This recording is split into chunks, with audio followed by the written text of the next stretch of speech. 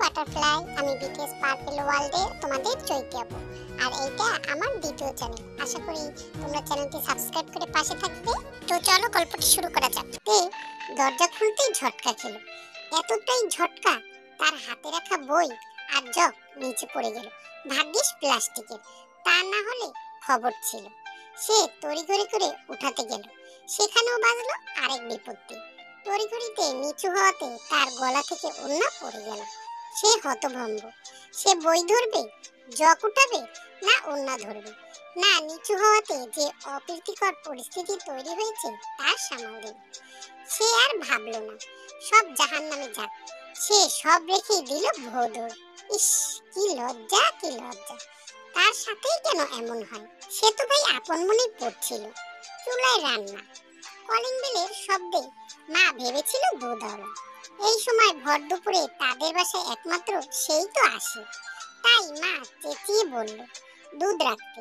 সেও আর ডানে বামে না তাকিয়ে টেবিল থেকে জগ নিয়ে ডাইরেক্ট দরজা খুলে ফেলল। ইস, কেন যে না দেখেই খুলেছিল। জাঙ্কুক ঢোক গিলল। সে নিজেও হতভম্ব। সে নিচু হয়ে বই, জগ, ওড়না তুলল। ওড়না তুলতে গিয়ে তার হাত কাঁপতে লাগলো। সে মনে মনে নিজেকে নিজেই সামলালো। বোন লাগে তার, বোন। ছোট মানুষ, হঠাৎ দেখে আটকে গেছে। অবশ্য কেন যে এত আটকে উঠলো জাঙ্কুকেরও জানা নেই। এই মেয়ে বলতে গেলে তার সামনেই আসে না। ভুল ক্রমে পড়ে গেল এরকম আচরণ। সমস্যাটা কোথায়? সে নিজেও শান্তশিষ্ট, ভদ্র টাইপের ছিল। উঁচু গলায় কখনো কারোর সাথে কথা বলেছে বলে তো মনে পড়ে না। কাজিন মহলে সে মাই ডিয়ার টাইপের। যে কোনো প্রয়োজনে, যে কোনো সমস্যায় সবার আগে তাকেই জানাবে। তবে এই মেয়ে ভিন্ন। এমন না যে ছোটবেলা থেকেই সে এমন। আগে তো ভালোই ছিল। দেখা সাক্ষাৎ হলে কথা কম হলেও অন্তত স্বাভাবিক আচরণ করত। কিন্তু গত 1 বছর এমন আচরণ কেন করছে কে জানে। সে আর ভাবলো না। বই ওড়না সোফায় রাখলো। কাজিন টাজিন নিয়ে যত কম ভাবা যায় ততই ভালো। সে ভিতরে এসে চাচাকে ডাকলো। কাজ আছে তার। এইসব হাবিজাবি জিনিস নিয়ে চিন্তা করে সময় নষ্ট করে মানেই হয় না। তার মানে না হলেও তে নিজের রুমে এসে কেঁদে ফেললো। আয়নার সামনে এসে বেশ কয়েকবার উঁচু নিচু হলো। কতটুকু চিচিং পাক হয়েছে কে জানে। আল্লাহ, মাটি ভাগ করে দাও, আমি ঢুকে যাই। এই লজ্জা সে কোথায় রাখবে? এমনিতেই সে এক অকেজো কাজ করে রেখেছে, তার মধ্যে আবার এইসব। ধুর, বলেই সে মোবাইল নিল। গ্রুপে ঢুকে উড়াধুরা গালিগালাজ টাইপ করতে লাগলো। এই শয়তান, শয়তানগুলোর জন্যই আজ আমি ফেসেছি। এখন না আছে শান্তি, না আছে স্বস্তি। জাঙ্কুক ভাই তার চাচাতো চাচার ছেলে। একই এলাকায় ছোট থেকে বেড়ে ওঠা। এই তো তাদের বাড়ির 2 বাড়ি পরের বাড়ি। খুবই নম্র ভদ্র টাইপের ছেলে।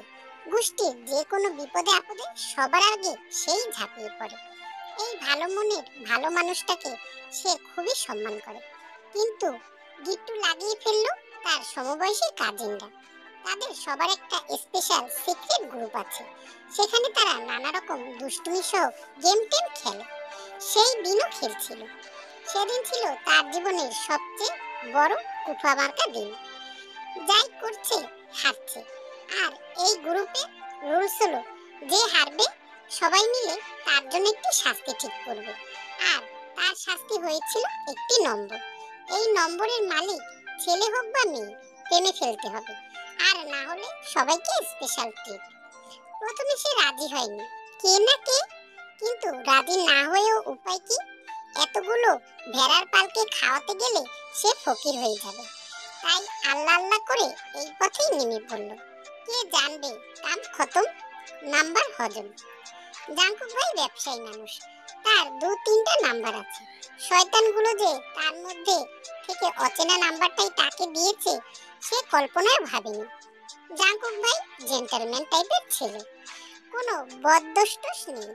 তার জন্য টুকটাক মেয়ে দেখা টাকা হচ্ছে। আমরাও দাঁত টাত মেজে রোস্ট খাওয়ার প্রস্তুতি নিচ্ছি। ব্যাস, পছন্দ হলেই বিয়ে। তাই এরকম কিছুতেই সে কি আর বলবে?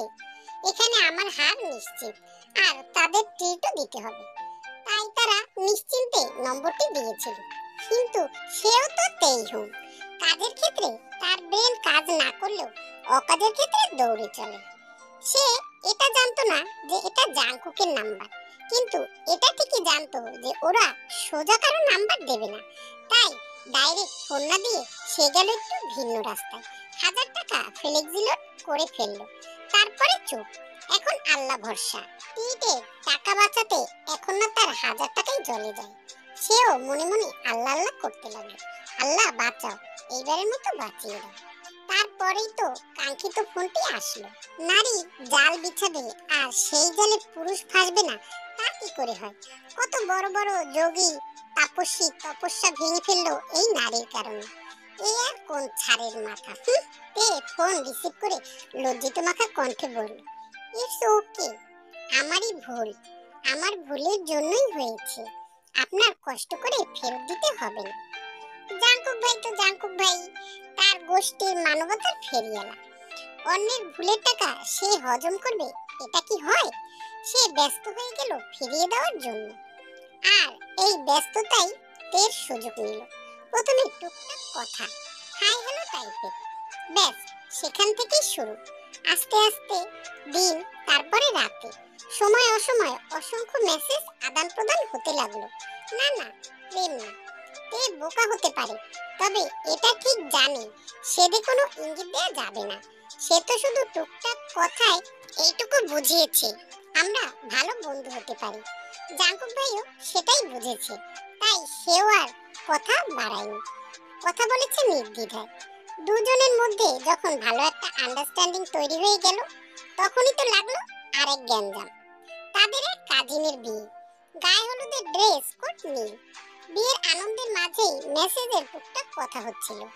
সেই কথার মাঝেই জানতে পারলো সেও বিয়েতে। তের মাথা ঘামায়নি, শীতের সিজন মানেই তো বিয়ের সিজন, মিলে যাওয়া ব্যাপার না। মাথা তো ঘামালো তখন যখন জানতে পারলো তাদের ড্রেস কোডও নীল। তার কলিজা খাবলে উঠলো। দুটো জিনিস মিলে যাওয়া আর যাই হোক কাকতালীয় হতে পারে না। তাকে কার নম্বর দিয়েছে এরা, সে সাথে সাথে টাইপ করলো, আপনার যে কাজিনের বিয়ে সে ছেলে নাকি মেয়ে? উত্তর এলো মেয়ে। সে কাপা কাপা হাতে আবার মেসেজ টাইপ করলো, নামটা কি জানতে পারি? ব্যাস কাম খতম। ওপাশ থেকে যে নাম এলো তে দেখে সাথে সাথেই তার হাত মাথায় চলে গেল। সর্বনাশ! সে সাথে সাথে মোবাইল অফ করে সিম খুলে ফেললো। খুলেই ভো দৌড়। সব কয়টাকে ধারে এক সাইডে করে এক প্রকার গলা চেপে ধরতেই তারা সাথে সাথে স্বীকার করলো। তে নতুন শাড়ি নিয়ে মাটিতে পা ছড়িয়ে বসে পড়লো। আল্লাহ, এখন কি হবে? যদি কোনোভাবে জানে জাঙ্কুক ভাই তো ভালোই, তার নিজের বাবা মাই তাকে ছিঁড়ে ফালাফালা করে ফেলবে। তাদের গোষ্ঠীতে কাজিন টাজিনের মধ্যে বিয়ে তো দূরের কথা, প্রেম টেমও কেউ করেনি। এটা সবার অপছন্দ। তাদের এক কথা, ভাই বোন মানে ভাই বোন, এখানে খালাতো মামাতো চাচাতো বলে কোনো কথা নেই।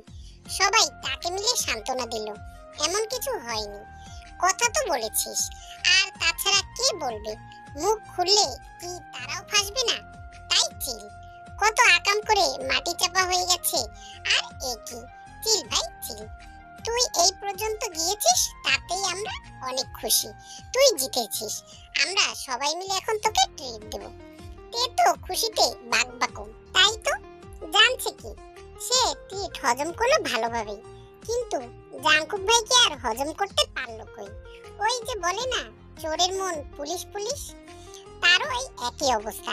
জাঙ্কুক ভাইকে দেখলেই তার কলিজা কাঁপতে থাকে, গলা শুকিয়ে যায়। মনে হয় এই বুঝি ধরে ফেললো।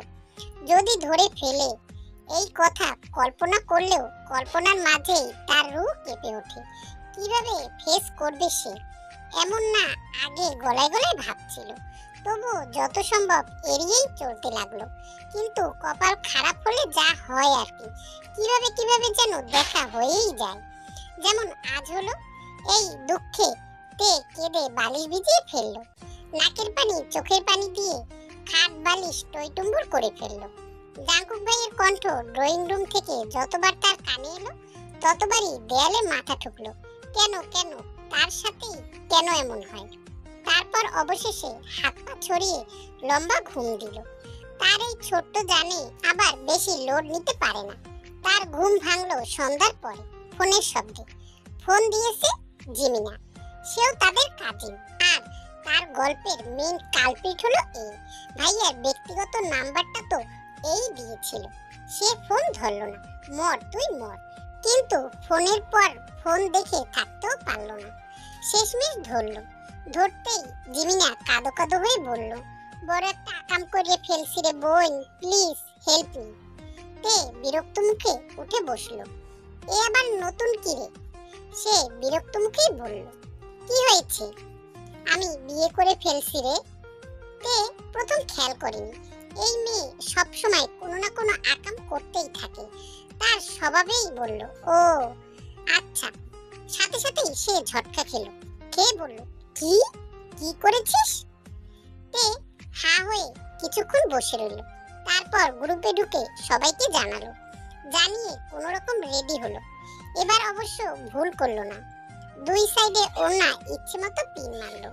তার মাংস খুলে যাবে, তবু এবার পিন খুলবে না আর ওড়নাও পরবে না। ইচ্ছে মতো পিন টিন মেরে সে বেরিয়ে এলো। এখন একমাত্র ভরসাই জাঙ্কুক ভাই। লাজ লজ্জা সব এখন জাহান্নামে। তাকে কি আর নতুন দেখেছে? হাফ প্যান্ট ফুল প্যান্ট সবকিছুতেই দেখা শেষ। আজ না হয় একটু বেশি দেখেছে, এ আর এমন কি। সে জাঙ্কুক ভাইদের বাসায় এসে শুনলো সে বাসায় নেই, না থাকারই কথা। এই ভর সন্ধ্যায় কোনো ছেলে বাসায় থাকে, সে এখন কি করবে? ফোন তো সে মরে গেলেও দেবে না, যদি কণ্ঠ শুনে চিনে ফেলে। সে টেনশনে হাবুডুবু খেতে লাগলো। খেতে খেতেই মাথায় বুদ্ধি এলো, মেসেজ করি। হারামি তো বিয়ে করেই ফেলেছে, কি দরকার এখন এত তড়িঘড়ি করা। সে মেসেজে বিস্তারিত লিখলো, লিখে পাঠিয়ে দিল। এখন নিজে থেকেই জিমিনার সাথে যোগাযোগ করে নেবে। সে নিশ্চিন্তে বাসার দিকে রওনা দিল। কিছু দূর যেতেই জাঙ্কুক ভাইয়ের ফোন আসলো। তার কলিজা কেঁপে উঠল। এখন কি করবে? আল্লাহ, কি করবে? কি করবে সে? করতে করতেই ফোন কেটে গেল। তে হাত ছেড়ে বাঁচলো। ছাড়তেই আবার বেজে উঠলো ফোন। তে কেটে দেওয়ার মতো অবস্থা। সেই অবস্থার ভিতরেই দমিয়ে দাঁতে দাঁত চেপে ফোন রিসিভ করলো। কোথায় তুই? তে ঢোক গিলল। গিলে আস্তে করে বলল, বাসার সামনে। বলেই চোখ বন্ধ করে ফেললো। ওপাশ থেকে নিশ্চুপ। তে মনে মনে দোয়া ইনুস পড়তে লাগলো। এই দোয়া ইনুসের কারণেই নবী মাছের পেট থেকে মুক্তি পেয়েছিল। আর আল্লাহ তাকে এই সামান্য বিপদ থেকে রক্ষা করবে না? তের দোয়া কবুল হলো কিনা বোঝা গেল না। তবে কিছুক্ষণ পরে জাঙ্কুক ভাই শান্তভাবে শুধু বলল, জিমিনাদের বাসায় যা, সুন্দর করে বুঝিয়ে বল, এদিকটা আমি দেখছি। তে হাত ছেড়ে বাঁচল। যাক বাবা, বেঁচেছি। মনে মনে ঠিক করলো, আজকে দুপুরের ঘটনা না বলা পর্যন্ত আর এর সামনে যাবে না। উফ, একদমই না। তার একদমই কাজ করলো না। পরের দিনই দেখা হলো জিমিনাদের বাসায়। জিমিনার শ্বশুর বাড়ি বাবার বাড়ি দুপক্ষের মিটিং। আর এই মিটিং এর মধ্যমণি জাঙ্কুক ভাই। তার কথা, তার সুন্দরভাবে বোঝানো, সবকিছু সুন্দরভাবে সামাল দেওয়া সব সময় এর ভিতরে অপরাধবোধ আরো বাড়িয়ে দিল। ইস, কিভাবে করলো সে?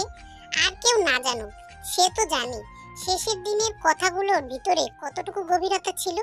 নিশ্চয়ই তাকে হাজারবার ফোন দিয়েছে, এছাড়া তো খোঁজার আর কোনো উপায় নেই। নামটাও বলেছিল মিথ্যে। আহারে বেচারা, কত রাতের ঘুম হারাম করেছে কে জানে। তার দুঃখের কথা চিন্তা করে তে নিজেই দুঃখে চোখ মুখ ফুলিয়ে বসে রইল। আর মনে মনে আল্লাহকে বলতে লাগলো, এই ভালো মনের ভালো মানুষটার সাথে এই নোংরা গেমটা না খেললেই কি হতো না? শয়তান যখন ওই শয়তানগুলোকে কুরকুরি দিচ্ছিল, তখন তুমি কি করছিলে? দুই একটা ঠাডা কি এদের মাথায় ফেলতে পারলে না? এত এত ঠাডা রিজার্ভে রেখে কি হবে যদি এমন শয়তানদের মাথায় দুই একটা নাই ফেলতে পারো? তের হাই হুতাশ মনে মনে চলতেই থাকলো।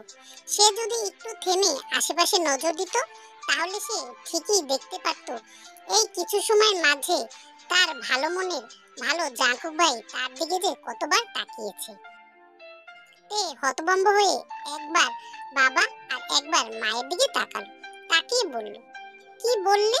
আজকে সন্ধ্যায় তোকে দেখতে আসবে। কেন, কি হয়েছে আমার? ক্যান্সার ট্যান্সার নাকি? লাস্ট স্টেজ, সময় কম। জিন এসে মেয়ের মাথায় থাপ্পড় মারলো, থাপ্পড় মেরে বলল, এই ঢঙের জন্যই তাড়াতাড়ি বিদায় করব। তে মুখ ফোলালো, ফুলিয়ে বাবার দিকে তাকিয়ে বলল, একটা মাত্র মেয়ে, এই পিঁপড়ের দানা খাই, অন্তত অনার্সটা তো কমপ্লিট করতে দেবে, তা না এখনই তাড়াচ্ছ, এত বোঝা আমি। তের বাবা মুখ খোলার সময় পেল না, তার আগেই জিন তেজের সাথে বলে উঠল, তো কি করবে? জিমিনের মতো নাক কাটার জন্য বসে বসে অপেক্ষা করবে? যত পড়ার ইচ্ছে বিয়ের পর পড়বে, এমনিতেও আইনস্টাইনের নাতি না তুমি। জিমিনের জন্য এখন গোষ্ঠীর সব মেয়েরাই শাস্তি পাবে। আয়ুর জন্য নাকি খালামণি ছেলে দেখেছে, তো কি করবে? সবগুলো তো তলায় তলায় রসুনের বোটা, কোন কোন আকাম করে রেখেছো কে জানে। তে ঢোক গিলল, গিলে আস্তে করে কেটে পড়লো।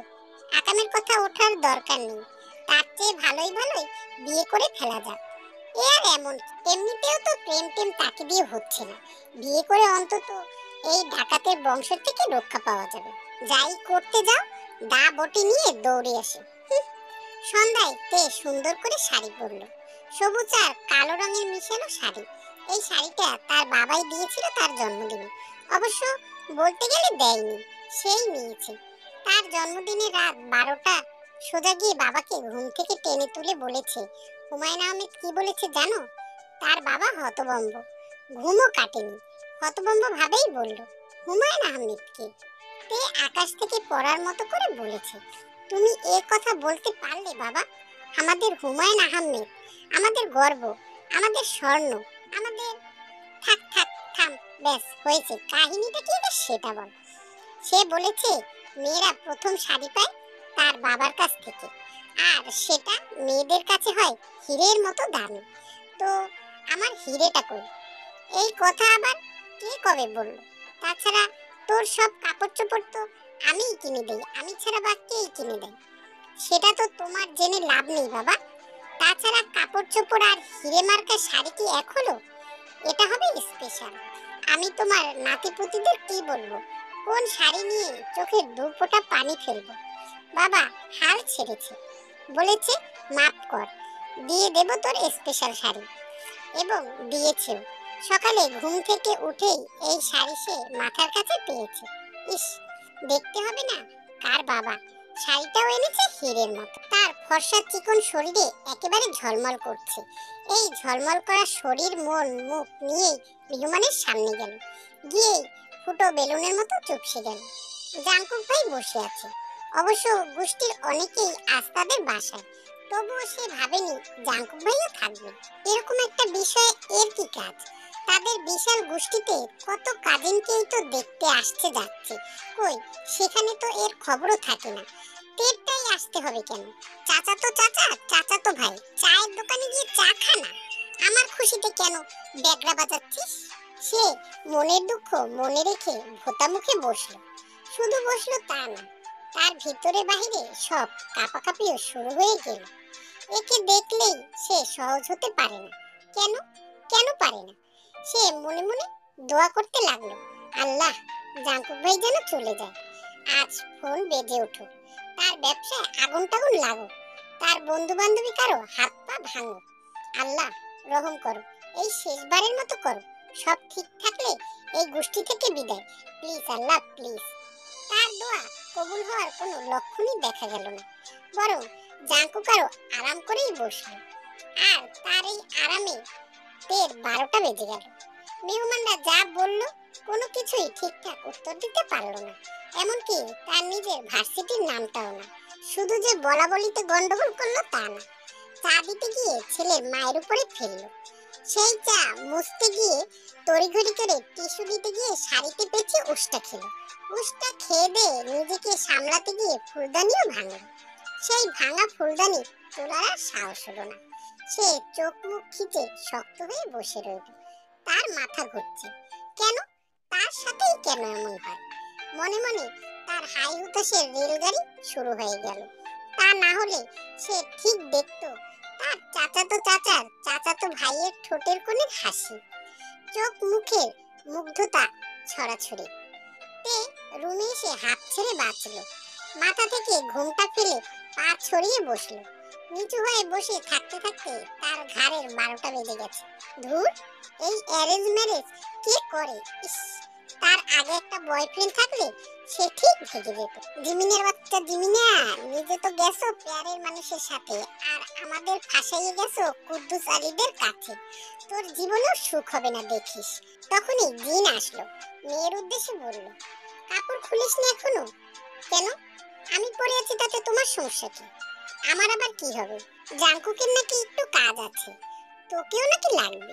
তে লাফ দিয়ে উঠে বসলো। তোতলাতে তোতলাতে বলল, আমার সাথে কি কাজ? কি জানি, শুধু বলল 2 মিনিট নাকি লাগবে, একটু নিচে যেতে বলল। আমি পারবো না মা, যাও তো। নিজেদের কাজে তো তাকে ইচ্ছে মতো খাটাও, আর তার কাজের বেলায় যাও তো। তে কাতর গলায় বলল, মা, কিছুক্ষণ আগে ছেলেপক্ষ এসে তোমার মেয়েকে দেখে গেছে, 99% পছন্দ। এখন বাসায় গিয়ে একটু বুঝবে। আর এমন সময় এই রাতের বেলা একটা ছেলের সাথে যাওয়া ভালো দেখায়? বলো, ভালো দেখায়?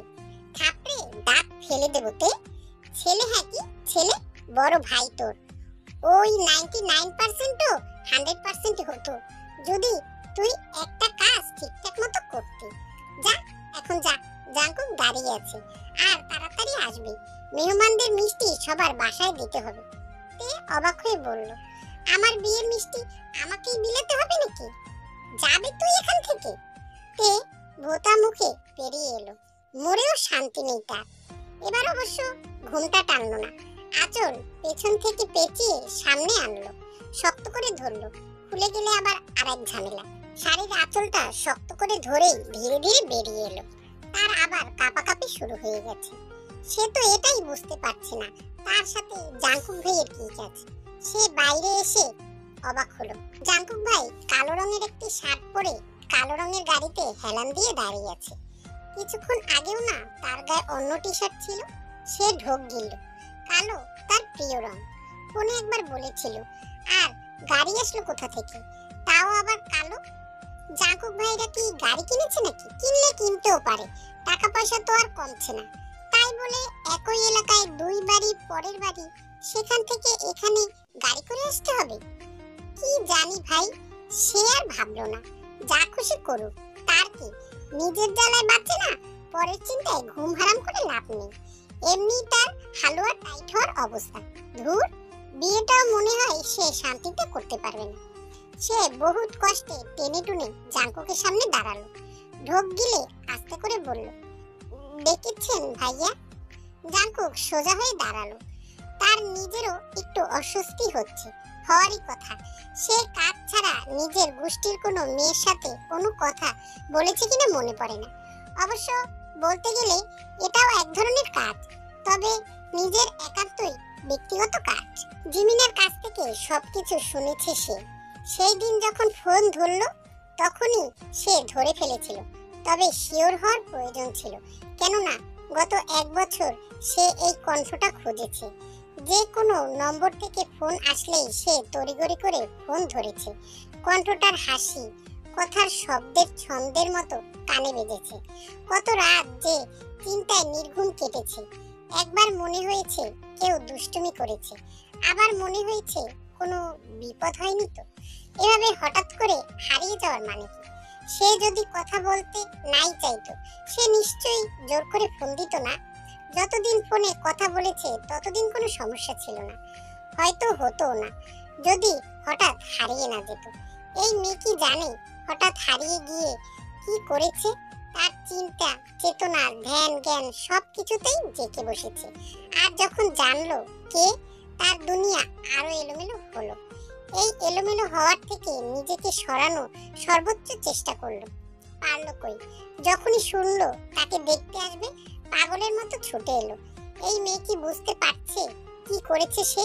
পুরো গোষ্ঠীর দা বটি তো ভালোই, বোমা মেরে গোষ্ঠী থেকেই না বের করে দেয় কে জানি। তে কান্না পেয়ে গেল। তার মন বলছে গরমিল রে ভাই, গরমিল। তা না হলে তার সাথে কি কাজ হতে পারে ভাই? একই এলাকায় বড় হয়েছি, কই এতদিন তো কোনো দরকার পড়েনি। তাও আবার ব্ল্যাক ডায়মন্ড সেজে এসেছে।